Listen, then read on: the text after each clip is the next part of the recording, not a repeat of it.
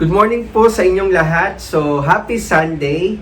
So, this is our first Sunday of September.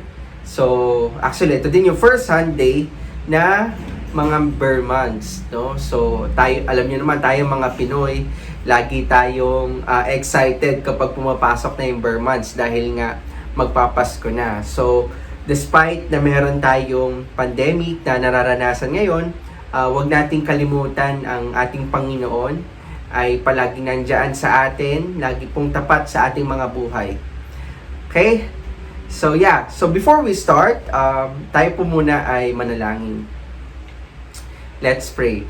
Lord, we thank you for this morning, for this wonderful Sunday that you have given to us. Salamat Panginoon sa iyong kabutihan, sa inyong pagmamahal, sa inyong katapatan sa buhay namin. Tunay nga po na ikaw, Diyos, ay mabuting Ama, mabuting Panginoon sa amin. At sa umaga pong ito, muli ka po namin iniimbitahan sa aming service, O Lord. Patuloy niyo po kaming gabayan, patuloy niyo po kaming bigyan ng pagpapalang spiritual sa aming gawain. Dalangin ko po ang bawat isa na makakapakinig ng iyong salita ay patuloy na may magbago sa mga buhay namin, Panginoon. At muli, may ituro ka sa amin na panibagong aral, panibagong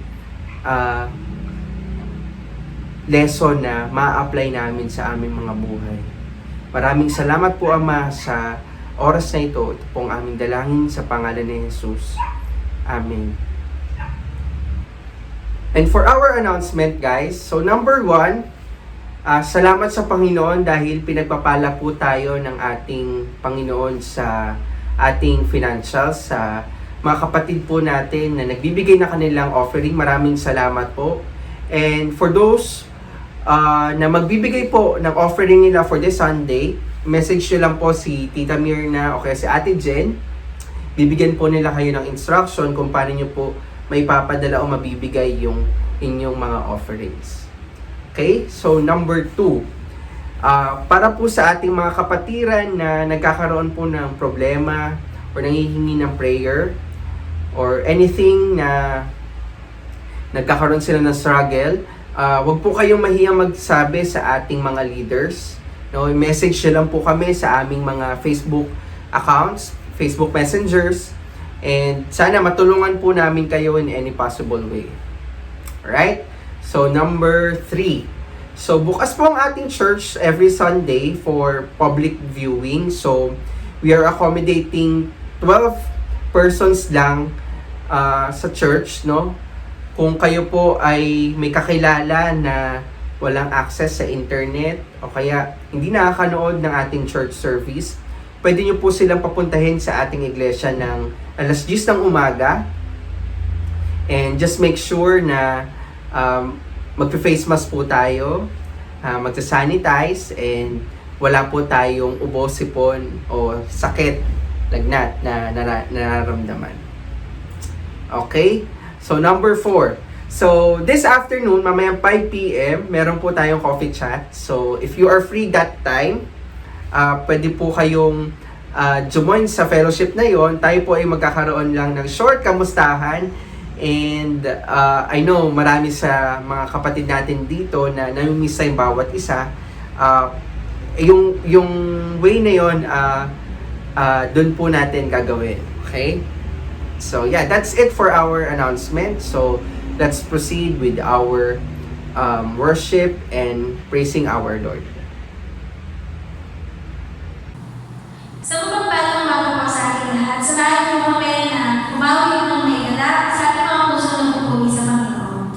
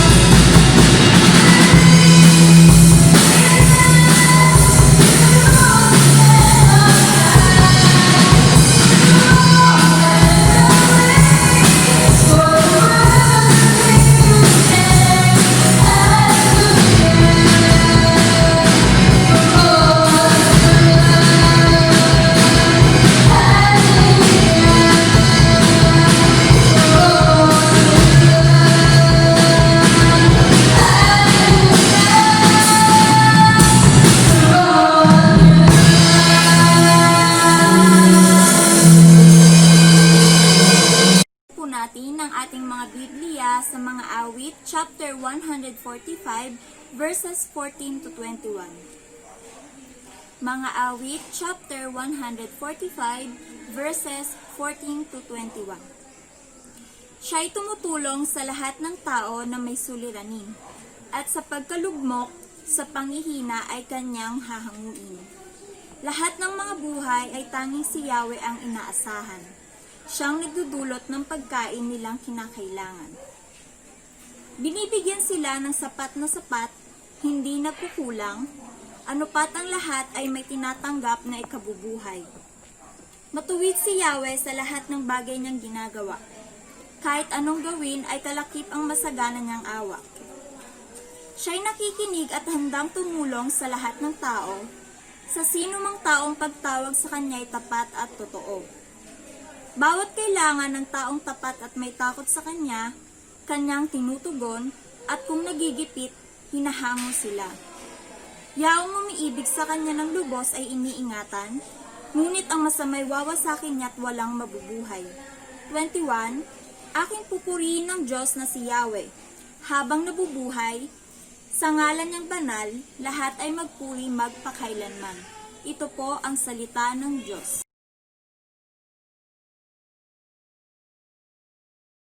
Purihin ng Diyos umagang ito, sa Kanya ang papuri, kalulatian, pasasalamat ngayong umaga.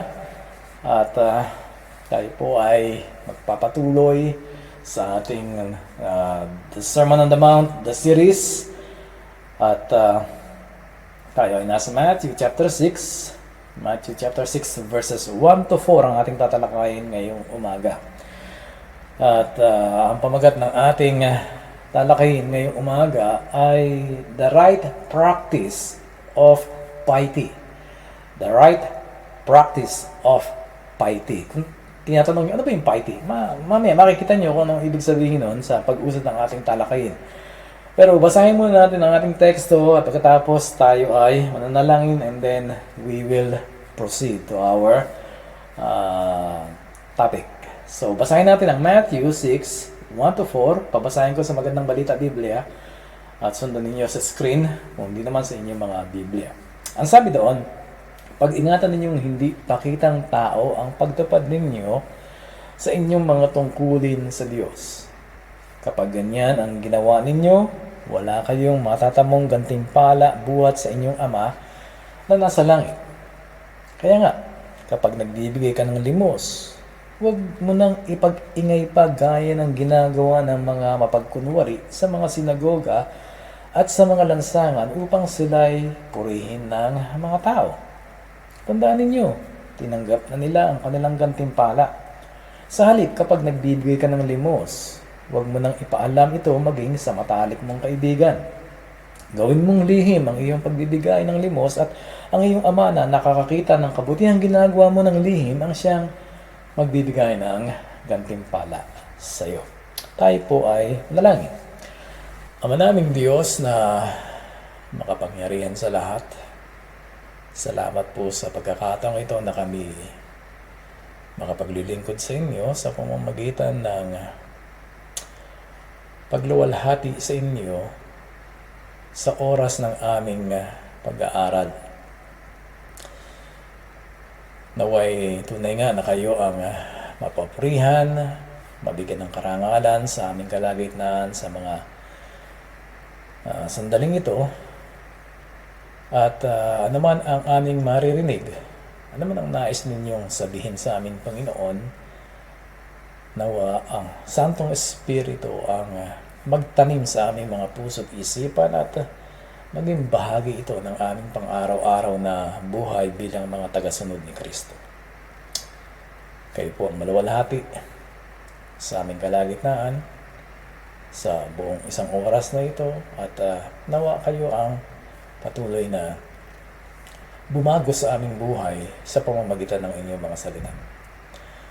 Sa pangalan po ni Jesus na aming tagapagligtas. Amen. Sa mitolohiyang Griego o Greek mythology sa Ingles, mayroong iba't ibang Diyos at Diyosa. At dalawa sa mga Diyosa na kinikilala sa Greek mythology ay sina Thalia at Melpomene. Si Thalia ang diyosa ng komedya at si Melpomene naman ang diyosa ng trahedya. So, komedya at saka trahedya. Sa larawang makikita nyo sa screen, yan si Thalia na mayroong hawak na maskarang nakatawa. Yun ay dahil nga siya ang diyosa ng komedya sapagkat siya ay masayahin at masigla. Sa kabilang dako, ito naman si Melpomene na makikita nyo na mayroong hawak na maskara na hindi masaya o malungkot o nakasimangot sapagkat siya nga ang Diyos ng trahedya. Ang dalawang maskarang iyan ang pinagmulan ng dalawang maskara na makikita natin kapag sinisimbolo ang teatro o drama o dula. Karaniwan natin makikita yan, di ba? Kapag pinag-uusapan ng teatro, ang isang drama o dula. Yan ay sapagkat ng panahon ng mga Griego, ang drama o ang isang dula ay merong dalawang division. Ang komedya at ang trahedya. Masaya at malungkot.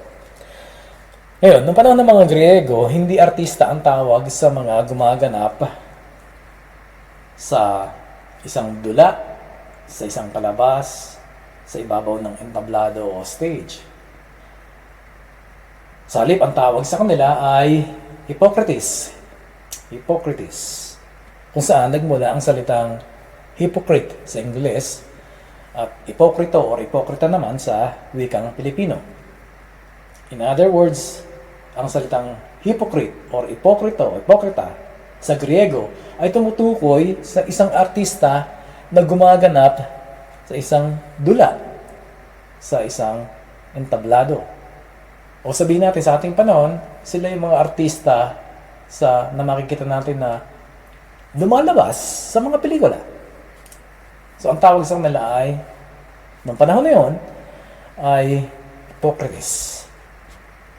At alam natin na ang mga gumaganap na ito, yung papel na ginagampanan ng mga artista ngayon man o maging noong panahon ng mga Griego, ay hindi totoo sa kanilang buhay. Sila ay gumaganap lamang sa isang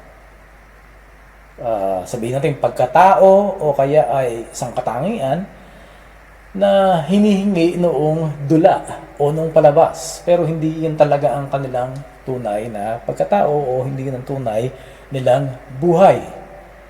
Sa madaling sabi, sila ay gumaganap lamang ng mga karakter na yon o ng pagkatao na yon, ng mga papel na yon para merong maipakita kahit hindi yun totoo sa kanilang buhay, syempre. Pero para lamang merong maipakita sa tao. Sa madaling sabi, pakitang tao or hypocrite.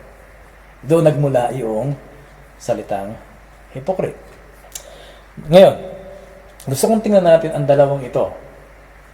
Pakitang tao at hipokrito or hipokrita.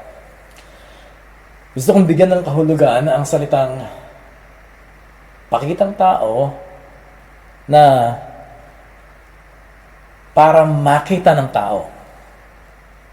Yun ang gusto kong ibigyan na kahulugan sa salitang pakitang tao. Para makita ng tao. Ibig sabihin, naroon yung diwa ng performance or show-off mentality. Gusto mong makita ka ng mga tao para ikaw ay papurihan yung iyong ginagawa. No? Gusto mong makita ng mga tao ang iyong ginagawa upang ikaw ay papurihan o kaya ay kilalanin. Ibig sabihin, maaaring hindi ka ipokrito at totoo ka sa puso mo, totoo ang iyong ginagawa, pero gusto mong mapansin ka ng iba sa iyong ginagawa. Na kapag walang pumansin sa iyo ay parang hindi kompleto, parang hindi ka masaya. Ang ganitong mentalidad ay hindi tama. Sa katunayan, ito ay hindi angkop, hindi ayon sa pamumuhay sa loob ng kaharian ng Diyos. Ang kagandahan lamang sa pakitang tao na binigyan natin ng kahulugan na para makita ng tao, ay hindi ito ang mga Fariseo, sapagkat ang mga Fariseo ay ipokrito. So, ito yung pakitang tao. Hindi sila katulad ng mga Fariseo. Sa ating definisyon, para sa layunin ng ating pag-aaral, binigyan ko ng definisyon itong pakitang tao na para makita ng tao. Hindi necessarily ipokrito. Kaya nga sinabi ko na maaaring hindi ka ipokrito. Maaaring totoo ka sa ginagawa mo. Totoo ka sa iyong puso, pero meron kang kagustuhan na makita ng tao ang iyong ginagawa. Na ang kaisipan mo ay merong performance. Nakafocus ka sa performance mo. Merong performance mentality or show-off mentality. Ngayon, sa kabilang dako, ang ipokrito ay nangangahulugan na sinasabi o ginagawa mo ang isang bagay pero hindi ka naman totoo sa bagay na yun. Yun ang ipokrito. Kumbaga, it's a liar, it's a fake. Di ba? Yun yung sabi ng isang bata. Maraming ganyan sa mga politiko. Kapag nasa harap ng camera, tila baga nagbibigay ng tulong sa mahihirap. Inaabot na talagang makikita nyo na nakaabot yung binibigay na tulong doon sa isang mahirap na tao at mayroong camera na kumukuha nun. Pag nasa harapan ng camera, ay ganoon ang kanilang ginagawa. Pero ang totoo nun, marahil ay wala silang puso talaga para sa mahirap, kundi ang gusto lamang nila ay makakuha ng boto sa susunod na eleksyon.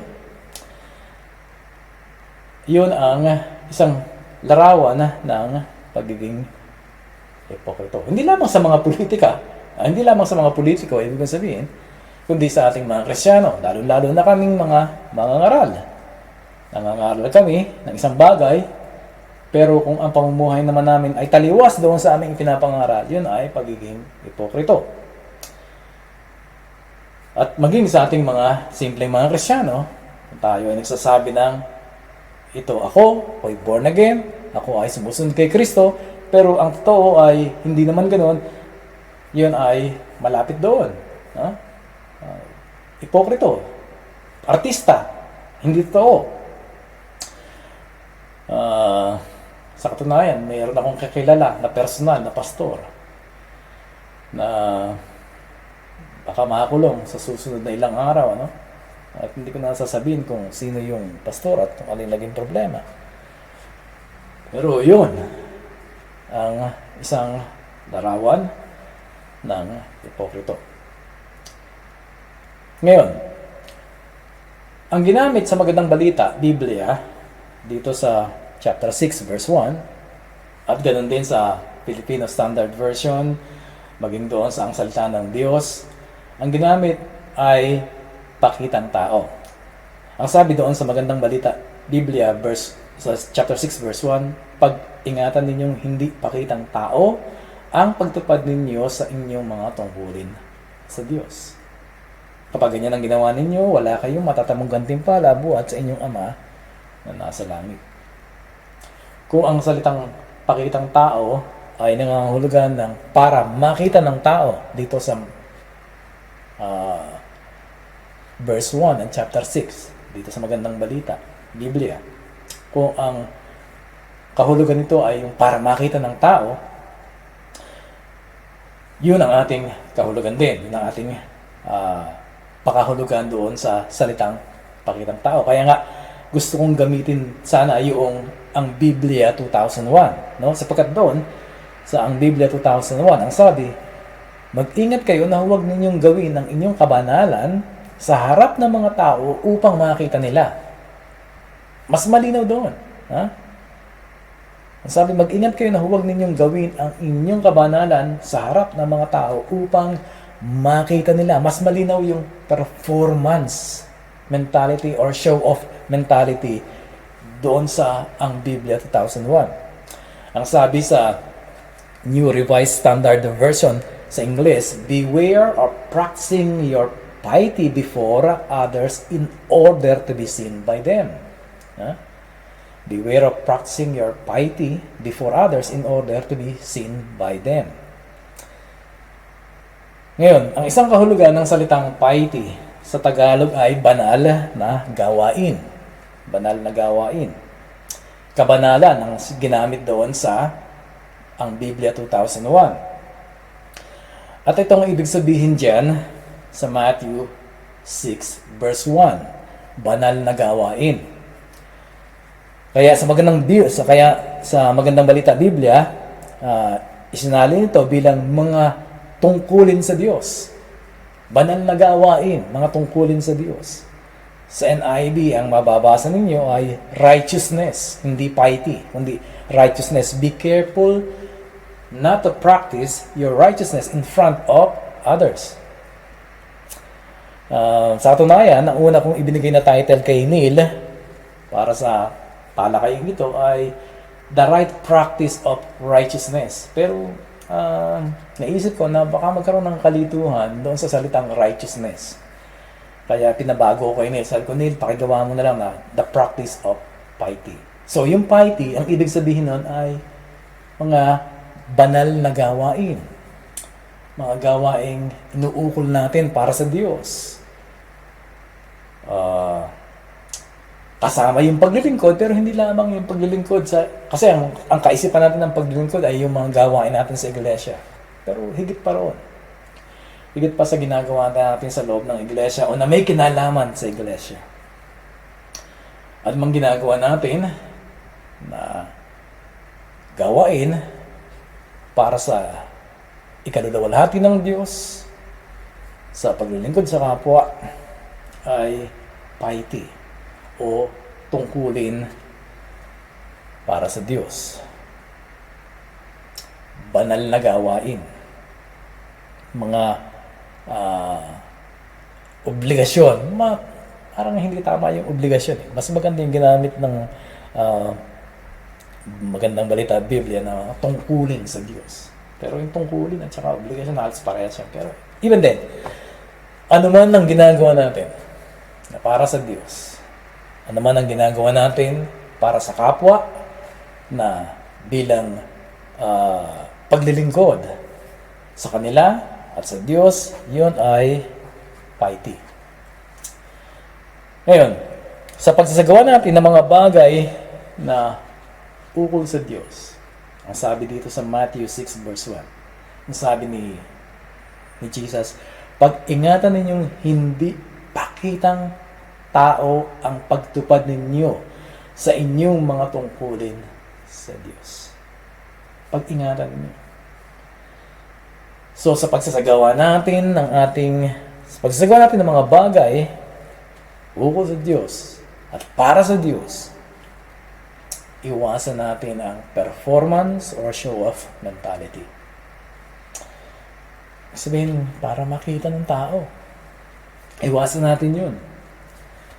Alam natin ang ibig sabihin ng pakitang tao, di ba? Alam natin ang ibig sabihin ng para makita ng tao.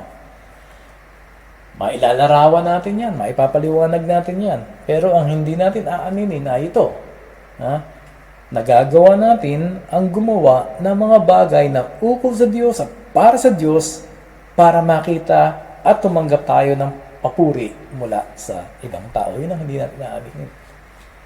Nagagawa natin yun. At kapag ginagawa natin ang isang bagay na ukol sa Diyos para makita ng mga tao at tumanggap ng papuri mula sa mga tao, hindi na natin ito ginagawa para sa Diyos. Ang bawat pasalamat, bawat palakpak na hinahanap natin kapag yun ay ibinigay sa atin, bawat papuri na hinahanap natin, na kapag yun ay tinanggap na natin yung gantimpala natin at hindi na tayo tatanggap ng gantimpala mula sa Diyos. Kaya ang sabi nga ng Panginoon Kristo, kapag ganoon, Ang ginawa ninyo, wala kayong matatamong gantimpala buhat sa inyong Ama na nasa langit. Kapag hinangad ninyo yung papuri ng tao, o hinangad ninyo na makita ang inyong ginagawa, wala na kayong tatanggaping gantimpala mula sa Diyos. Ha? Kapag ganun ang ginawa natin na ipakita yan sa tao, meron tayong pagkagusto na mag-perform sa harap ng tao, maging show off tayo sa harap ng tao, the Holy Spirit suddenly withdraws from what we are doing. And then it becomes merely human effort. No? Umaalis yung Holy Spirit doon sa ginagawa natin. Ha? At sa ganun, yun ay gawa na lamang ng ating sariling laman. At dahil doon, wala na tayong maaasahang gantimpala mula sa Diyos.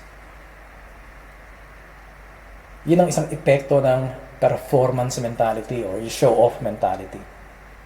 Kumbaga, mas gusto mo na pansinan ka ng tao, papurihin ka ng tao, parangalan ka ng tao, kaysa sa gantimpala ng Diyos. Mas pinili mo yun, okay? Sige, tanggapin mo, pero hindi ka natatanggap ng gantimpala mula sa Diyos. At itong mabilis na umuubos ng ating gantimpala kahit ang dami nating ginawa, no? Itong umuubos ng ating gantimpala, yung pagsasagawa ng mga ito ng isip natin, gusto nating makita tayo ng tao. At dito nagsisimula din yung mga reklamo. Complain. Ha? Dahil walang pumapansin. Ha? Dahil napapagod ka, dahil wala man lang papuri. Wala man lang parangal. Kaya nagko-complain ka, at kapag nag-complain ka, hindi mo na ginagawa yun para sa Diyos. So, ay iwasan natin yung performance mentality. Katulad halimbawa sa pagbibigay, sabi ng Panginoon Kristo, kaya nga kapag nagbibigay ka ng limos, o tulong kaya, o donasyon, o offering sa church, o online donation, huwag mo nang ipagigay pa gaya ng ginagawa ng mga mapagkunwari sa mga sinagoga at sa mga lansangan upang sila'y purihin ng mga tao. Tandaan ninyo, tinanggap nila ang kanilang gantimpala. Huwag na nating i-broadcast. Pero sa panahon ngayon, ang problema sa panahon natong social media, halos wala nang naililihim. Bakit? Bakit hindi na halos nililihim ng mga tao yung mga ganitong gawain? Because people love the praises of man. No? So, ano mang uri ng tulong na ginagawa natin o ipinagkakaloob natin sa iba ay dapat gawin bilang acts of love. Acts of charity. Sa mga taong tinutulungan natin, yun ang ating gawin. Yun ay gawa ng pag-ibig. At hindi para papurihan tayo, hindi para parangalan tayo, o matanyag tayo, o makilala tayo, o matapik ang ating balikat. Kaya kung tayo nagbibigay ng tulong, huwag na nating pagmaingay.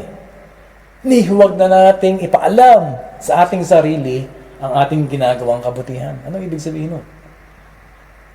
Tingnan niyo yung verse 3 doon sa Filipino Standard Version.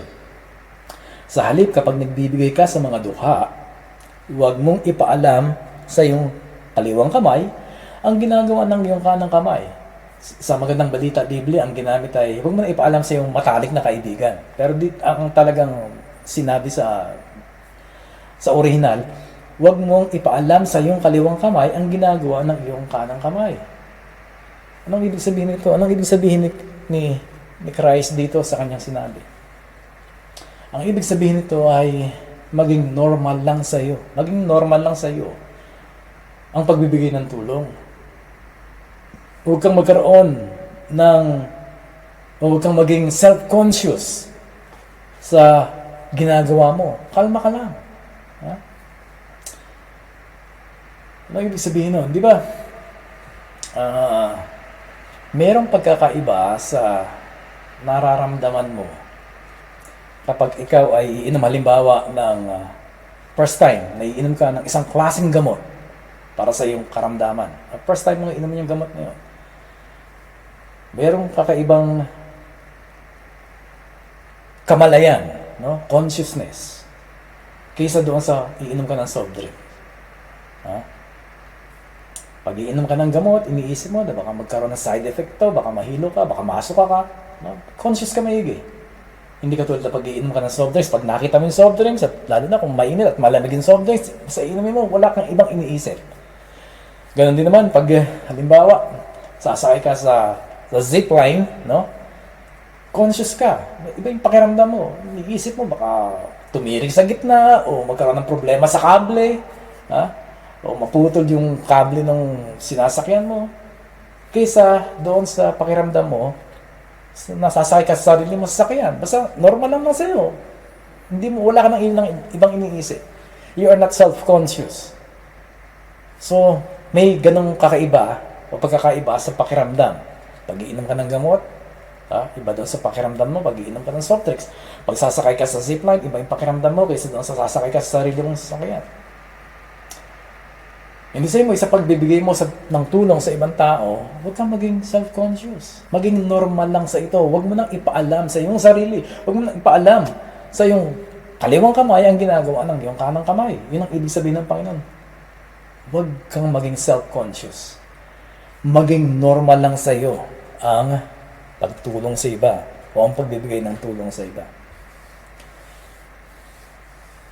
Kung ako ay magbibigay ng tulong sa ibang tao, no? Hindi ko kailangan pansinin at hindi ko dapat pansinin yung feeling na alam mo, guy, you're a good man. Kailangan nila ang tulong na yan. Malaking tulong yan para sa kanila. Dapat lang napasalamatan kanila. Hindi ko dapat entertainin, hindi ko dapat pansinin yung ganong feeling o yung katulad ng ganong damdamin. I must be normal in doing that. So, sa pagsasagawa nun, dapat maging normal lang ako. Wala yung ganong pag-entertain. Meron gano'n, hindi may iwasan yung minsan pag gumagawa tayo, meron ako nabasa sa Facebook ang sarap ng pakiramdam pag tumulong. Okay, sige, tama na yun. Ang ganda, masarap yung pakiramdam pero wag mo na masyadong bigyan ng masyadong diin. Huwag mo na masyadong bigyan ng emphasis yung bagay na yun. Tumulong ka, tama na yun. Wag mo nang palawakin pa na papurihin yung sarili mo o bahala ang Diyos sa'yo. Maging normal lang sa'yo. Minsan nga, maririnig natin, di ba? O nasasabi natin, hindi man lang nagpasalamat yung taong to. Minsan, di ba, nasasabi natin, hindi man lang nagpasalamat yung taong to. Sa kalooban natin, merong sigaw na, hoy! Magpasalamat ka naman sa tulong na ginawa ko sa'yo. Merong ganong sigaw sa kalooban natin. Parang naghahanap tayo ng kapalit. Okay lang yun, kahit walang thank you. Hindi ko sinasabi na tamang asal yung hindi magpasalamat, no? Of course, if somebody did you a favor, it is only common courtesy to give salamat or to give thanks. Pag may gumawa sa'yo ng kabutihan, common courtesy lang yun na magpasalamat ka. Pero kung ikaw ang gagawa at hindi ka pinasalamatan, don't crave for it. Huwag mong hanapin. Huwag mong don't seek for it. Don't even expect it. Hayaan mo lang ang Diyos. Pero hindi ganun ang kaisipan ng mga taong mayroong performance mentality or show-off mentality. Kaya nga gusto nilang makita sila para papurihan, para pasalamatan, para palakpakan, para bigyan ng karangalan. Gusto nila ng recognition. Performance mentality or show-off mentality is not compatible with kingdom living. Ang kaisipan na magpakitang gilas para mapansin ng tao ay hindi akma sa pamumuhay sa kaharian ng Diyos. At hindi lang yan tumutukoy sa pagbibigay ng tulong, no? Hindi lamang ng saklaw niyan. Hindi lamang yung pagbibigay ng donasyon, hindi lamang pagbibigay ng abuloy, hindi lamang pagbibigay ng limos. Saklaw din yan ang ginagawa natin sa ministeryo. Yung tinatawag na ministries, pagtugtog sa iglesia, pag-song lead, pagtuturo, pangangaral. Lahat ng yan. Dapat ay iwasan natin ang performance mentality. Gawin natin yan ng lihim. Gawin natin yan ng buong sikap para sa Diyos. At kapag nakita ng Diyos ang puso natin na mayroon ganong attitude, bahala siya sa atin. Kahit na wala tayong pasalamat na marinig dito sa ibabaw ng lupa.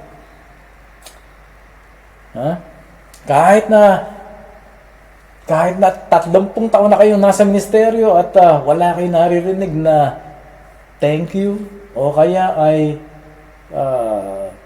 papuri or whatever, it doesn't matter. It doesn't matter. Alam ng Diyos yun. Kaya nga doon sa talata 1, ang sabi, kapag ganyan ang ginawa ninyo, wala kayong matatamong gantimpala buhat sa inyong Ama na nasa langit. Kapag hinanap natin yung kapalit, kapag hinanap natin yung papuri ng tao, kapag hinanap natin yung balik sa atin. At doon sa verse 2, ang sabi niya, tandaan ninyo, tinanggap na nila ang kanilang gantimpala. Kapag tayo ay tumanggap ng papuri ng tao, hinanap natin ng papuri ng tao, hinanap natin yung pagkilala ng tao sa atin, at yun ay natamo natin, yung hinahanap natin, tinanggap natin, sabi ni Kristo, tinanggap na nila ang kanilang gantimpala. That's it. Wala ka ng gantimpala sa Diyos. Pero, kung tayo ay gagawa ng mga yan, na merong tamang puso, tamang attitude, bahala ang Diyos sa atin. Ang Diyos na nakakakita ng lihim sa ating ginagawa, ang siyang bibigyan ng gantimpala sa atin. Siya ang magpapala sa atin. Ngayon, siyempre, kung kayo ay pasalamatan, kung kayo ay papurihan sa ginawa ninyo, okay lang yun. That's fine. Pero wag nating hangarin, wag niyong hangarin. Wag niyong pagsumikapan na makuha yun. Don't crave for it. Don't solicit for it. Huwag nating hingin yun. Huwag nating asahan yun. Sa Diyos tayo maglingkod. Huwag sa tao. At sa pagsasagawa natin ng mga bagay ukol sa Diyos, yung tinatawag na piety, huwag tayo maging hipokrito. Una, iwasan natin ang performance mentality, yung nakitang tao, gusto nating makita, iwasan natin yun. Pangalawa, huwag tayong maging hipokrito. Yung isa, yung una, ginagawa ang isang bagay para tumanggap ng pansin, pagkilala, at papuri mula sa iba. Iwasan yan. Itong pangalawa, ang pagiging hipokrito, ibig sabihin, sinasabi mo, ginagawa mo isang bagay, pero taliwas naman ito sa iyong pamumuhay. Masakit ang salitang hipokrito kapag ito'y ipinaratang sa atin, di ba? At hindi ko pararatangan hipokrito o hipokrita ang sino man sa atin dito. Mas umaasa ako na wala ni isa sa atin ang ganun. Kaya nga lamang dapat natin tanongin ang ating mga sarili. Meron ba akong bahid kahit kaunti ng pagiging hipokrito sa pagsasagawa ko ng mga tungkulin ko sa Diyos? Tanungin natin ang ating mga sarili. Una, naniniwala ba akong tama ang isang bagay at sinasabi kong tama yan, pero hindi ko naman ginagawa?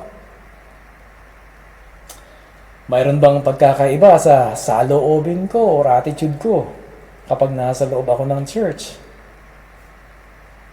at kapag nasa labas ako ng church? Ano ang aking pagkatao kapag araw ng linggo?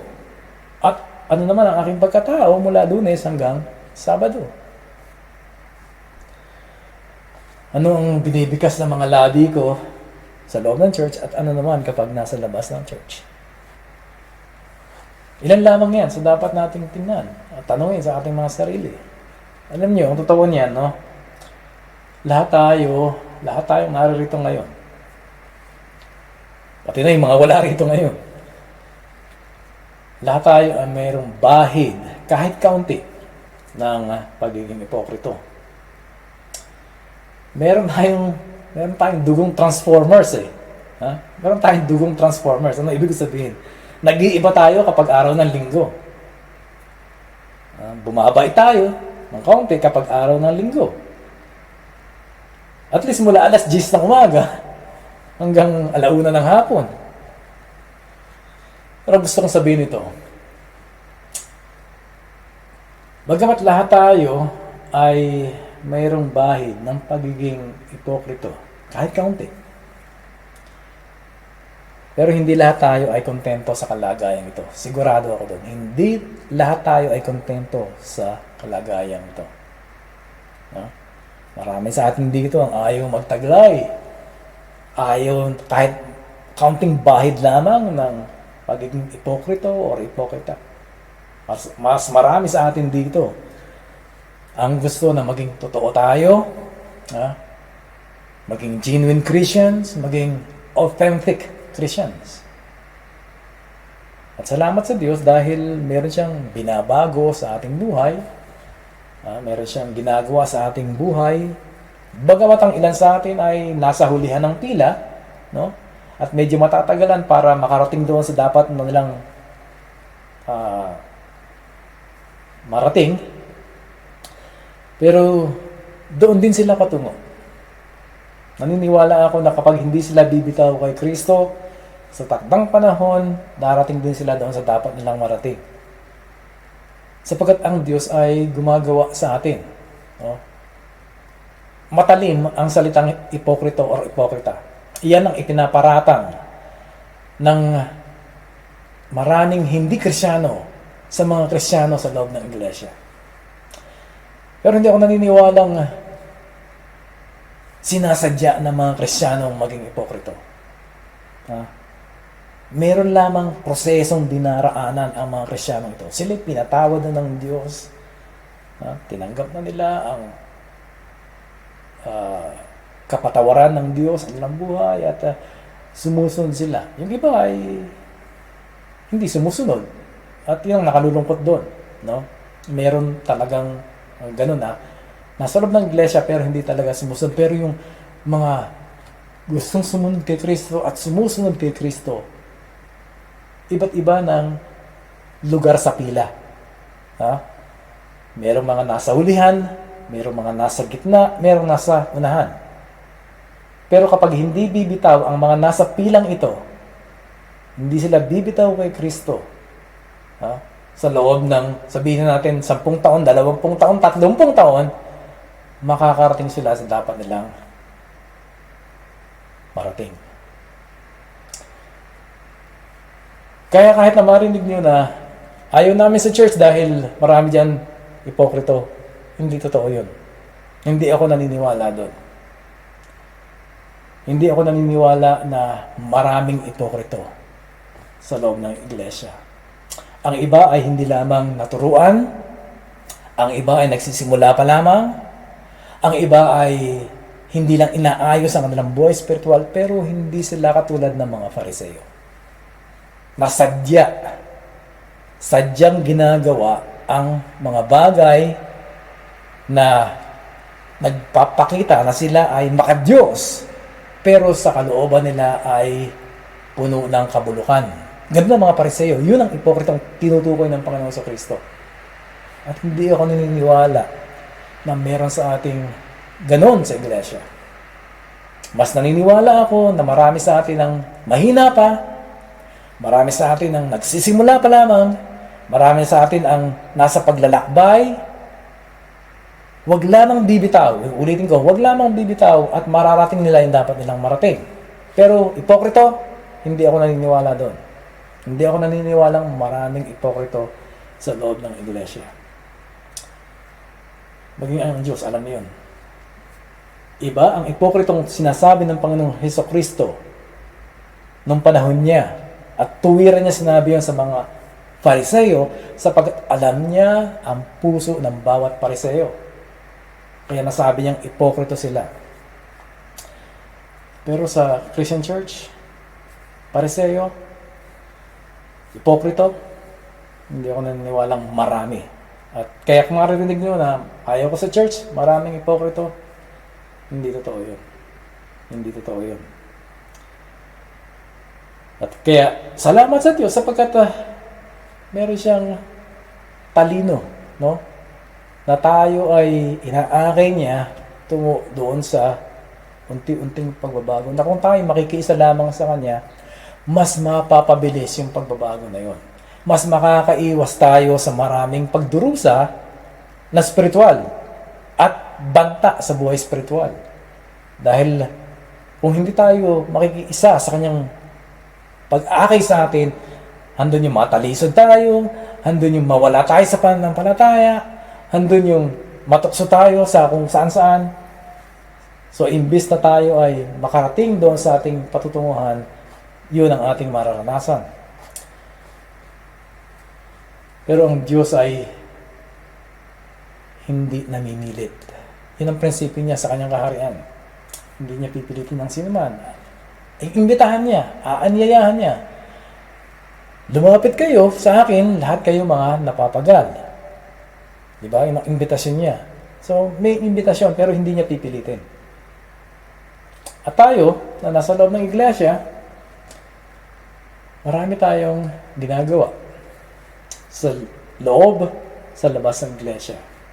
At ang mga ginagawa natin yan ay nakatatak na yung pagiging Kristiyano natin. Ibig sabihin, ano man ang gawin natin sa loob o labas ng iglesia, ginagawa natin yan bilang mga Kristiyano, bilang mga tagasunod ni Kristo. Kaya sa pagsasagawa natin ng mga tungkulin natin yan sa Diyos o yung tinatawag na piety, iwasan natin ng pakitang tao lamang. Yun, meron nun. Ha? Meron nun. Ha? Pakitang tao. Iwasan natin yun. Huwag din tayong maging ipokrito. Yung totoong pagiging ipokrito. Huwag tayong maging ganun. Hindi imposible na maging ganun. Ha? Bagamat sinasabi ko kanina, hindi ako naniniwalang meron, pero posible na maging ganun. Kaya, huwag tayong pumunta ron. Huwag tayong pumunta ron. Suriin natin ang ating mga sarili. Ha? Suriin natin ang ating mga sarili. Alam niyo, yung mga ginagawa natin yan sa Panginoon, yan ang nagbibigay sa atin ng higit pang karanasan para maranasan natin si Kristo. Sapagkat si Kristo, ginawa ang mga bagay na yan. Ha? Punta sa iglesia para maglingkod sa Diyos, para katagpuin ng Diyos.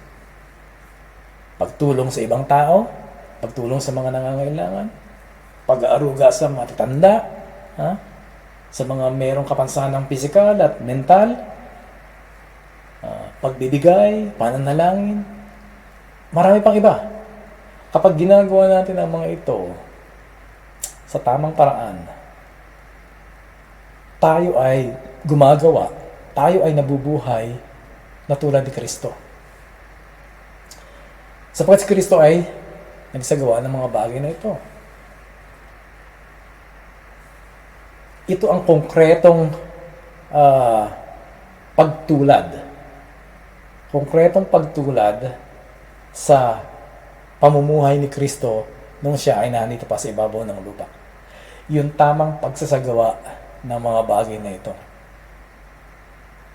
pagtulong sa kapwa, ha? Pananalangin, pakikipagtagpo sa Diyos, ha? Pagpapalalim ng kaugnayan sa Diyos, pagtulong sa mga nangangailangan, pag-intindi sa mga may kapansanan, ha? Pakikiramay sa mga nagdadalamhati. Lahat ng ito, kapag ginagawa natin yan, ito yung konkretong buhay na binuhay ni Kristo. Siyempre, huwag naman nating isipin na gagawin ko ang mga bagay nito para bayaran ko ang kasalanan ko. Hindi. Sa susunod na pag-aaral natin, titingnan natin yung isang paraan pa ng tamang pagsasagawa, tamang practice ng piety. Titingnan natin yung isa pa. At yun ay merong kinalaman sa legalism. Na katulad ng mga Preseo, sila ay mga legalist. No? Hindi, dapat din iwasan natin yun. Pero, pag ginagawa natin ng tama ang mga tungkulin natin sa Diyos, mas nararanasan natin ang ating Diyos. Ito yung gantimpalang sinasabi niya, yung maranasan natin siya. Sapagkat siya yung ating gantimpala.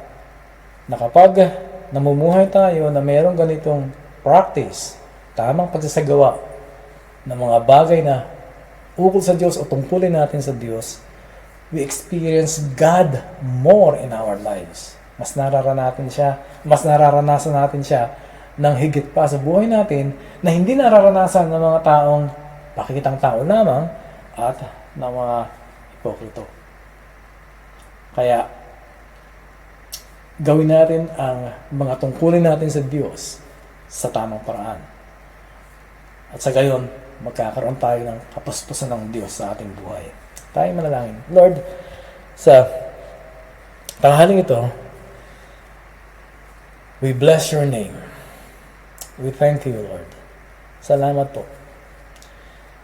Salamat sapagkat merong mga ganitong available na gawain para sa amin.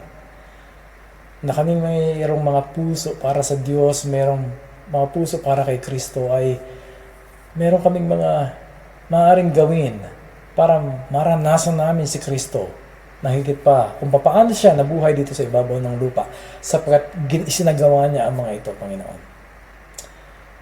Akain po kami sa tamang pagsasagawa ng mga bagay na ito upang higit naming maranasan ikaw sa aming buhay. Muli, sa iyo ang papuri at pasasalamat sa pangalan ni Jesus. Amen at amen.